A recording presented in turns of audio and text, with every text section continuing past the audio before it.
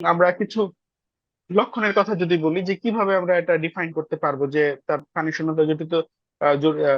সমস্যা হচ্ছে কিনা, সেক্ষেত্রে যে আহ, প্রথমে হয়তো একটু মাথা ব্যথা হতে পারে, শরীর দুর্বল লাগতে পারে, অস্থির লাগতে পারে, প্লাস হচ্ছে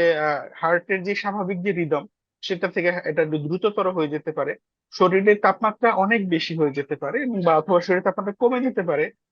মানসিক যে স্থিতি সেটা আপনার অল্টার্ড হয়ে যেতে পারে, অর্থাৎ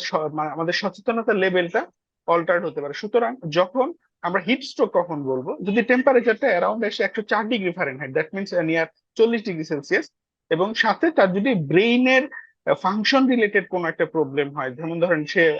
মাথা ঘোরাচ্ছে, চোখে ঝাপসা দেখছে, অথবা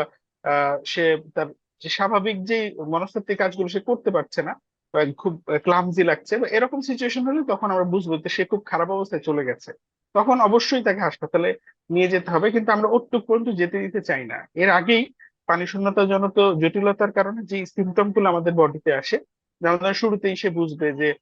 শরীর দুর্বলতা, অস্থিরতা বা ঘাম কিন্তু শুরুর দিকে থাকে, কিন্তু যখন পানি অনেক কমে যায় তখন কিন্তু হিট স্ট্রোকে গিয়ে খুব কমনলি ঘাম পাওয়া যায় না, ঘামটা হচ্ছে আনকমন, পাওয়া যেতে পারে কিন্তু খুব আনকমন। তো সেক্ষেত্রে এই সিমটম গুলো যখন শুরুর দিকে থাকবে তখনই যাতে আমরা স্টেপ গুলো নিতে পারি সেই চেষ্টা থাকতে হবে। জি।